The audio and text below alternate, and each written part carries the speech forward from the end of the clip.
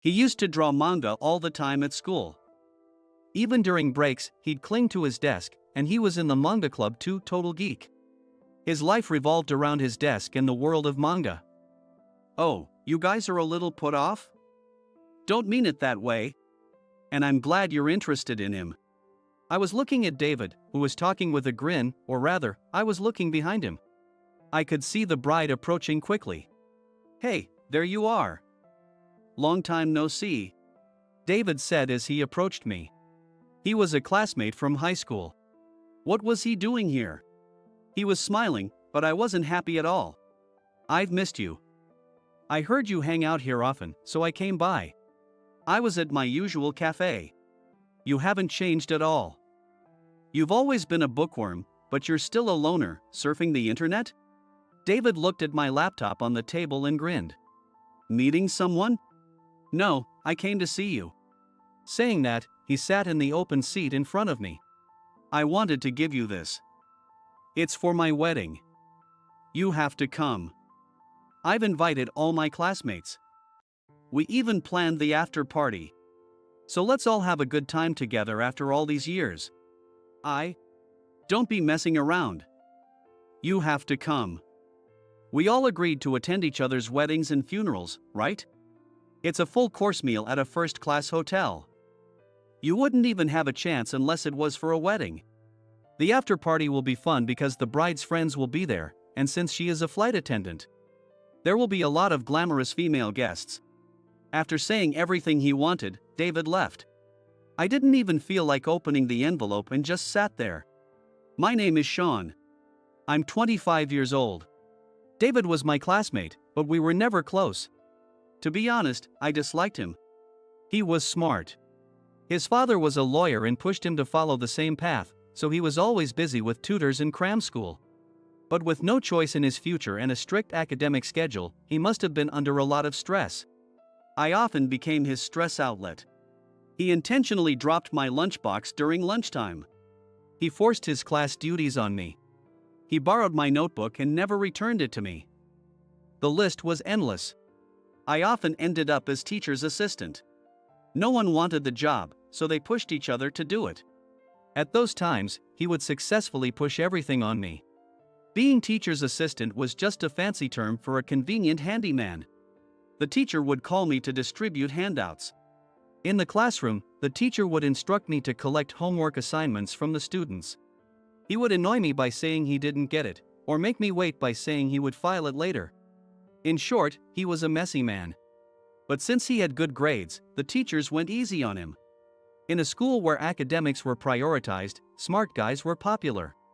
Teenage girls didn't mind his difficult personality, they even thought it was good because he was not too perfect. After looking through the wedding invitation, I contacted Mike. Mike was also a classmate and often supported me when David targeted me. If only David weren't around, school would have been fun. Because of him, the bad memories outweighed the good ones. I saw David today. For his wedding, right? Unbelievable. He used to look down on us with his elite attitude as the law school student. And now he reaches out to us only at a time like this. So, are you going? I wanted to avoid it, but all the friends I was close to were going. They were actually waiting for my call so we could go together. They seemed to worry that David might not invite me alone. This is a great chance to see everyone for a while. If you're not feeling it, you can leave early. Both of us had been busy with work and hadn't seen each other in a while. Weddings and after parties wouldn't be the place to talk to the groom personally so much. We decided to attend together. Outside the cafe window, students walked by. In high school, I used to draw manga all the time. I was even in the manga club. David was not only a good student, but he was also good at sports. I was called a pussy and gloomy for staying in my seat even during lunch break. I thought I could just attend out of obligation and then never see him again. That's what I believed. It was a grand wedding ceremony on the day. 2 generations of lawyers, father and son, would be elite in the eyes of society. David must have been proud of it. Our table was filled with high school friends, and we enjoyed ourselves without paying much attention to the groom. None of us were married yet. We were interested in the ceremony, but also wondered if it had to be so elaborate. The bride and groom frequently left for changing dresses.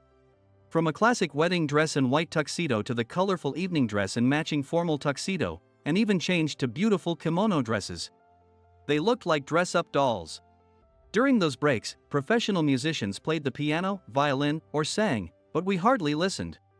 Normally, their friends and family would entertain the guests or even themselves, but since the host spent so much money, we don't have to worry about it. Mike chuckled.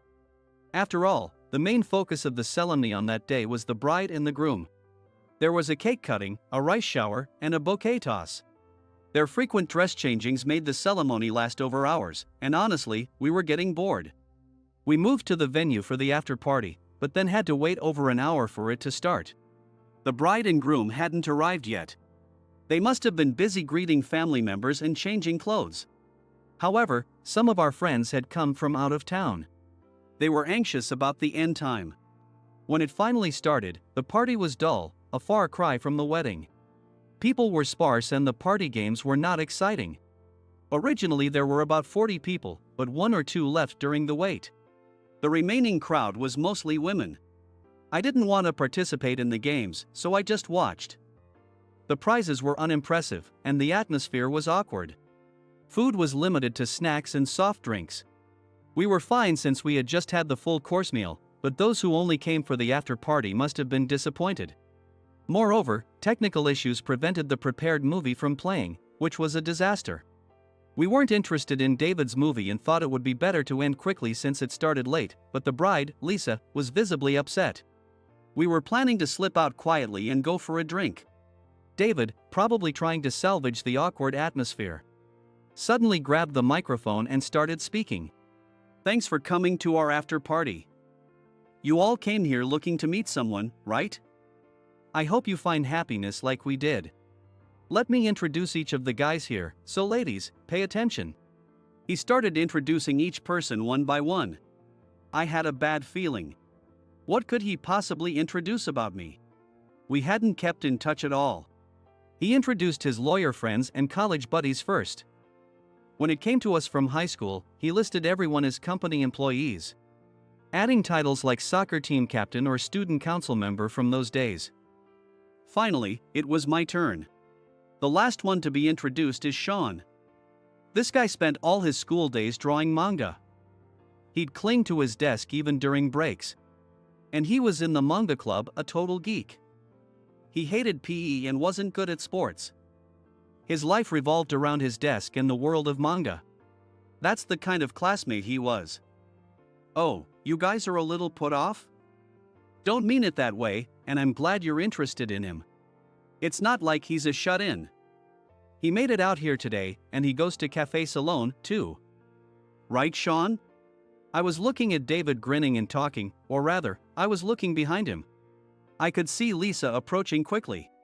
And that was the moment David noticed her presence and turned around. Surprisingly, Lisa's slap burst into David's face. It wasn't just one shot, it was 4 round shots back and forth. Caught off guard, David staggered and leaned against the table with the food.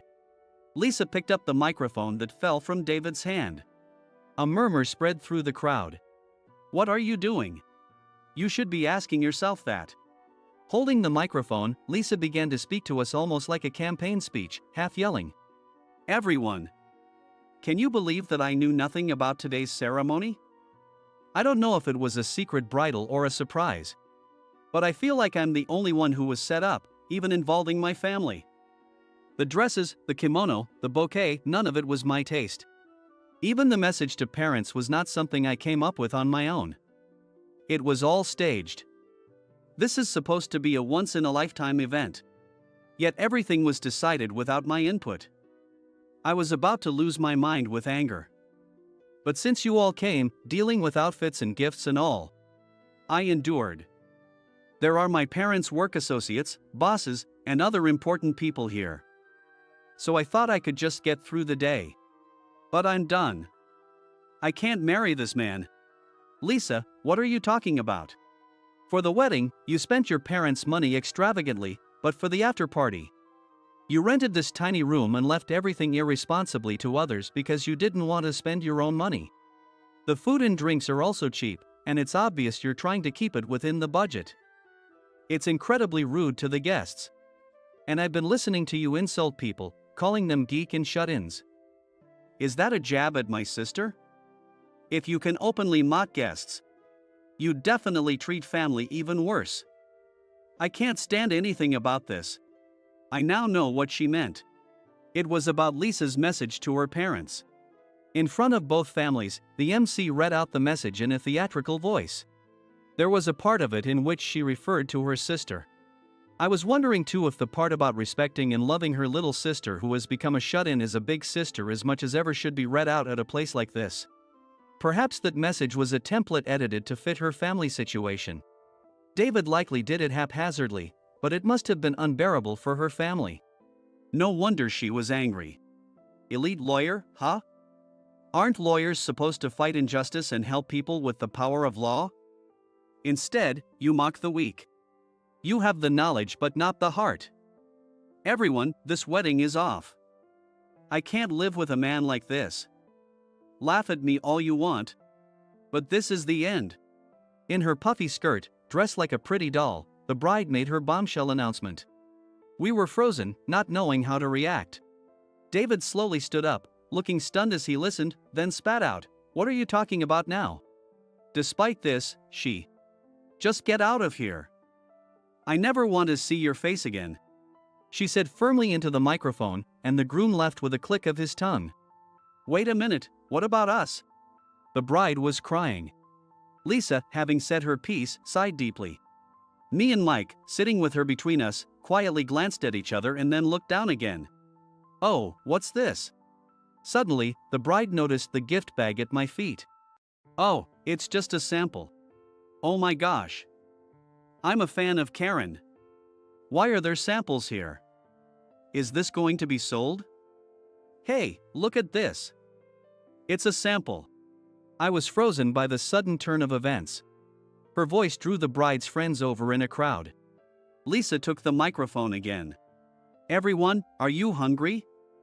Order whatever you like for delivery. I'll cover it. Don't worry about the gift money, I'll return it. Unlike him, I'm not cheap. Let's have some drinks and enjoy ourselves.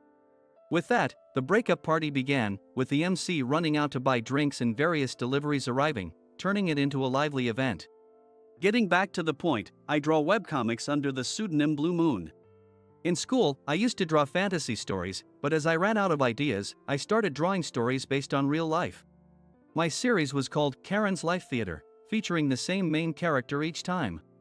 Karen, a woman in her 30s, was the protagonist, and her profession changed with each storyline. She got caught in various injustices and absurdities, and unlike in real life, she stood up to her bosses and seniors, saying what needed to be said. This character resonated with women dealing with life's stresses. It started with Nurse Karen in a hospital, then Bride Karen dealing with in-laws, female office worker Karen getting bossed around at work, and now Flight Attendant Karen. Elderly patient hitting on nurses, crazy helicopter parents, a mother-in-law throwing away the meal that her son's wife was cooking. Airline passengers demanding to change seats. I had 3 older sisters, the eldest was a nurse, and the second was a flight attendant. The whole event that Karen was involved in were true stories I got from my own family. The young wife dealing with her tough mother-in-law was modeled after my mom. When I was listening to their stories and choosing the topics, I realized that talking was a stress reliever and that empathy was a powerful thing for people. My sisters, and especially my mom, would recount events in great detail, even from before I was born. My mom emphasized how indifferent my dad, or her husband, was during those times, which always made me uneasy, because I never saw my mother as someone's wife. But the first-hand, real-life content resonated with women in similar situations, growing my fan base. The world is full of injustices. In response, Karen clearly shouted out loud that something was no good, which seemed to clear the minds of those watching. Last year, in collaboration with a grocery store, Karen's Lunchbox series were released. Items included No More Overtime Bento, Too Much Odd Job Sushi Roll, and Don't Be Unreasonable Rice Ball, each with catchy slogans and the characters printed on them. Targeting female office workers, the calorie labeling was very precise, as well as the nutritional content that was missing. The TV commercials, reminiscent of each of the products, featured "Eat up and hang in there, girls," and concluded with Karen's cheering. Megan, the youngest of my 4 older sisters, played a big role in promoting Karen. Megan and I were a year apart, and we were close to each other the most. When I was dealing with David, Megan was also struggling with classmates at school. Eventually, she stopped attending school and rarely left her room. My mom, struggling in her vulnerable position as a daughter-in-law, believed that relationships that could be avoided should be avoided. So she did not force Megan to attend school, but encouraged her to do what she was willing to work on. Megan chose crafts. She sewed clothes for dolls. Although it looked harder than making clothes for people to me, Megan skillfully used fabric scraps to create one-of-a-kind outfits. There was a story behind Megan's dedication to this hobby. There was a 7-year age gap between Megan and the eldest sister. And there was even a 5-year gap with the second sister. We often received hand-me-downs from our older sisters, and the doll Megan inherited was well-worn, with messy hair, a dirty face, and missing shoes. The dolls were in terrible shape, and I felt sorry for Megan, even though I was a little kid too, when she was told to play with them. However, this childhood sadness became Megan's motivation. Encouraged by our mom to pursue whatever she wanted, Megan cleaned the doll's face with nail polish remover and created the unique Karen doll. She matched the outfits to the manga I drew, adding accessories and recreating scenes in puppet shows, which she shared online. Gradually, she began to stage Karen's daily life in a way that only a woman could understand. Moreover, our older sisters joined in, acting out period cramps or dressing up to go out from messy rooms, creating videos that resonated with many. Women of all ages have experienced playing with dolls at least once. So the nostalgia and realism of the subject matter probably made it easy for them to take to it. This venture led Megan to connect with shop owners and doll makers, eventually starting her own online shop, Karen's Boutique.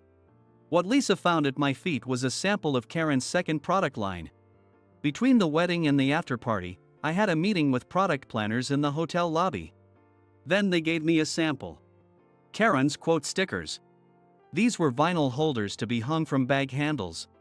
They featured Karen's face and catchy slogans printed on them. One destination, even if many paths. There's no younger day than today. If you need me, let me know. I will help you. I'm happy because of me. It's fun because of you. Knowledge is treasure, not just what you learn in school. Leaving on time is what makes a good employee. Dear customer, unreasonable demand for apology is a crime of coercion. No photos allowed, even if they're cute. All these phrases were crowdsourced online. There are various themes for Karen's quote stickers, some for boosting confidence, some for preventing harassment, and some for students preparing for exams. Each one aims to encourage the person carrying it. While these might not change real life, my intention was for them to serve as a brief moment of relief. This is great. The sticker Lisa held said, "Better alone than in bad company." There's no point in forcing yourself. It's my life, why should I care about appearances or what others think? I'll give it to you. I hope this will help you in your future life. Oh, I want one too. I submitted a catchphrase, but mine wasn't chosen. Before I knew it, the area was filled with women dressed up for the after-party, turning the scene into something like an autograph signing event. They were flight attendants, so they were probably more realistic to them. They even started offering more story ideas, inviting me for interviews. I told them I'd get in touch later to keep things manageable at the moment. You've got some nerve, I heard you kicked me out and had an autograph session, right? David was leaning back in his chair across from me. He arrived at the cafe an hour late. It wasn't that I wanted to meet him. He insisted on it, so I reluctantly waited. It had been about 2 weeks since the wedding. I hadn't been in contact with David at all since then. Yet here he was, accusing me right off the bat. I didn't kick you out, nor did I hold an autograph session. Don't lie to me. I heard you were the center of attention as soon as I left. If you say so, you should have stayed until the end. You abandoned the guests who came to celebrate you. The reception ran late. And the bride and groom arrived even later, dragging into the evening. Everyone was stuck with just snacks and soft drinks. The games couldn't start because there weren't enough people, the sound system was awful, there was no video, and the MC was terrible. Even Lisa was complaining. Don't talk about Lisa like you know her. Well, she's not your bride anymore, right? I can only call her by name. So, what's this all about? I'm telling you to stay away from Lisa. I haven't done anything.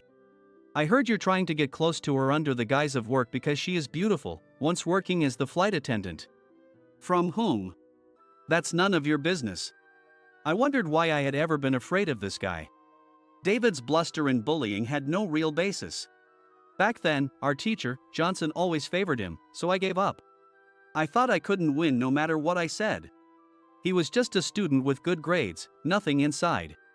I won't forgive Lisa. Who does she think I am, ruining my wedding?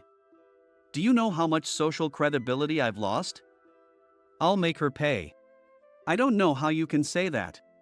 What did you say? I sighed. The angrier and hotter David got, the more disgusted and cold I got. As a lawyer, you might find plenty of reasons to corner her, but she was the woman you wanted to marry, right? Shouldn't you be looking at what made her unhappy and what went wrong? You're supposed to be a lawyer. Finding mitigating circumstances even for those who've committed crimes. Yet you don't even show sympathy for the bride you hurt. You can't even acknowledge the fact that you hurt her. Are you trying to lecture me? She was angry because of your thoughtless words and selfish actions. You didn't listen to her and did whatever you wanted. You've always been like that, saying whatever you want without caring about how others feel. You're still living your life not knowing that it's not a good feeling, not only for the person you're talking to, but also for the people around you who are listening to you. Shut up. I came here to tell you. In the end, you're an incredibly smart guy, admired by teachers, and that's why you became a lawyer with extensive knowledge. But that's all you are. You can't empathize with people or adjust to their feelings. Suddenly, water splashed in my face, dripping from my cheek. Don't get cocky just because I'm listening quietly. Amazing. Even someone who knows the law can't control their temper. This would be assault, right? And if I catch a cold from this, it could be considered battery. I pointed at my wet phone on the table. If this phone breaks, you might be looking at property damage charges. You used to do this kind of stuff in high school too, didn't you? Back then. You didn't know the law, so you acted recklessly. But knowing the law isn't enough. Even lawyers lose their temper. Suddenly, a woman standing beside me offered a handkerchief. Lisa. What are you doing here? Did you guys set me up? Don't be ridiculous. How self-centered can you be? I was just meeting someone else here. I was sitting in the back. David turned around hastily. Behind him was a meeting room separated by a glass wall. The flight attendants from the other day were watching us. See, it was a setup. I was supposed to meet them here originally. That's why I first told you that today was not available due to another matter. But you insisted. So I agreed to meet you at the same place, just earlier. It's you who showed up an hour late and yet, no apology for being late. You call yourself a professional while you look down on others, calling them geek or something. How about taking a good look at your own behavior? Has anyone, even one person, complimented you on what you've done this time around? David stood up. Oh, running away again? You always pushed off unpleasant tasks onto others. Fine, go ahead. I didn't have any business with you anyway. Before you go, let me tell you something. I was not tricked by him anyway, and it has nothing to do with the breakup with you. I divorced you because I don't love you anymore. Got it? I can't stand the sight of you, David. If you want to sue me, go ahead. Your threats have been overheard by the staff at the venue. There's plenty of evidence. Honestly, it was a very emotionally distressing day for me. For a moment, David and Lisa glared at each other, but David dropped his gaze and left. Originally, the wedding was supposed to be 3 months later. Lisa had been going to the spa to prepare herself, and her colleagues supposed to take a day off on that day. But in a surprise move, she was suddenly turned into a bride at a hotel meeting for her birthday celebration. This was entirely David's idea. At first, even her family was against it. But it was an off-season for weddings, which made it cheaper. Having already received funds from his parents, David decided to move the date to save money. He staged a grand event, dragging everyone into his scheme to have the wedding on her birthday. On the surface, it seemed like a thoughtful gesture from the groom to surprise the bride, so everyone cooperated. But for the bride, it was a complete disaster. She didn't get to choose her dress, hairstyle, or any part of the ceremony. The wedding was supposed to be a special moment for the bride. Her friends had concerns. But it was ultimately the couple's decision, so they kept quiet. The frequent dress changes were special arrangement for the bride by David. But she seemed to be filled with humiliation as she had to keep laughing as she was forced to change dresses she didn't like. It wasn't supposed to be like this, she said every time she walked out of the venue. But David was forcing his way through with the same selfishness as ever. She continued to hold out, at least until the ceremony was over. She really wanted to cancel the after party. It was quite common for brides to be too tired for wedding. She wanted to cancel, even if she had to lie. But since David had planned to skim off some of the event fees, he insisted on bringing her to the after party. The two had a dispute, which delayed their arrival. Lisa, determined to endure until the end, finally exploded when she saw David mocking the guests in public. I was just caught in the middle and neither tricked her nor caused the breakup. And yet, making accusations against me was enough to make me want to sue him for defamation too. After David left, I moved to the meeting room where the flight attendants were waiting and began my interview, discussing their experiences. My eldest sister's similar job, and merchandise ideas. Despite their job requiring constant smiles, they were working in the confined space of an airplane with no escape. There was no right way to work in the customer service industry. One passenger might praise them for being attentive, while another might complain about being overly intrusive. Crying children, medical emergencies, bad weather. Every flight seemed to bring a new set of challenges. Delays weren't their fault, but complaints came straight at them.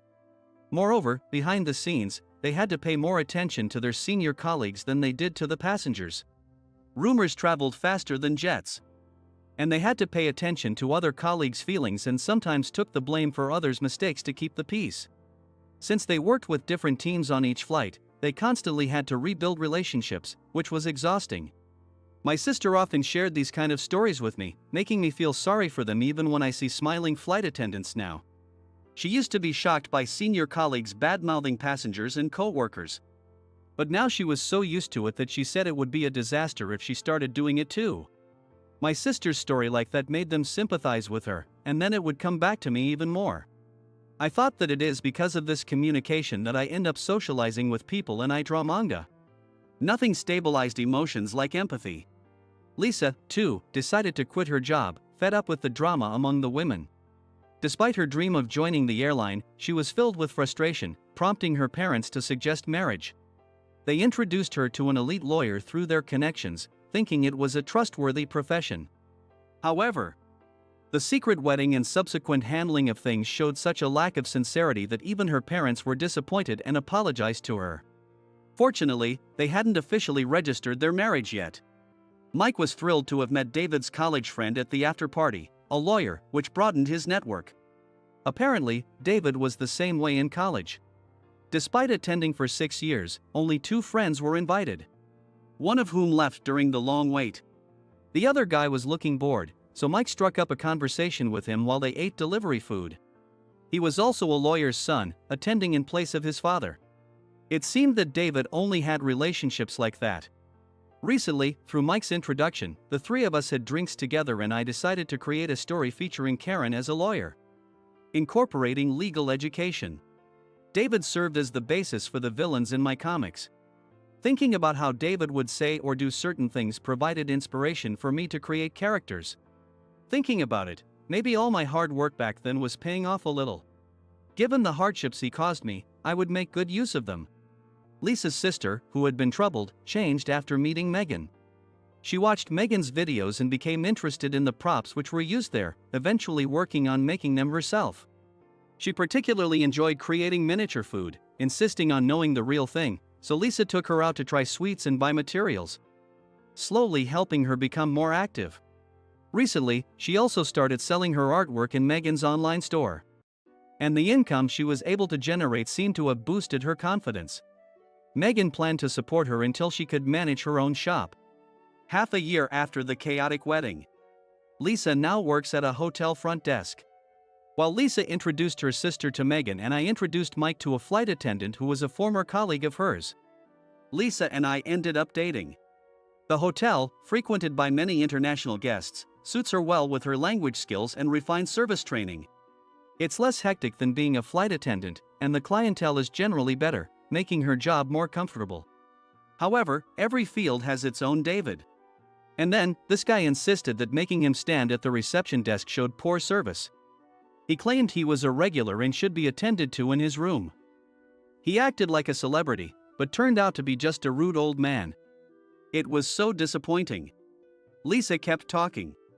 As I listened to her, I mentally recreated her story with Karen. It must be an occupational hazard. So, he asked me to come to his room, so I asked to Chris, my supervisor, to come with us. But the guy got angry, insisting only I came along. Then Jason, the manager, quickly had 2 senior staff members on break wait by his room. We all opened the door together and said, "Please enjoy your stay," before closing the door. Oh my, you never know what might happen if you go alone. You have to be careful. Hey, there is a cafe nearby that serves delicious cakes. Let's go. Even though we just had a meal and I was full, women always seem to crave sweets. On a sweets tour with her sister, Lisa became obsessed with the allure of sweets. I've been taken there often, too, so I have more chances to eat something sweet. Eventually I'm going to have to draw Karen struggling to lose weight.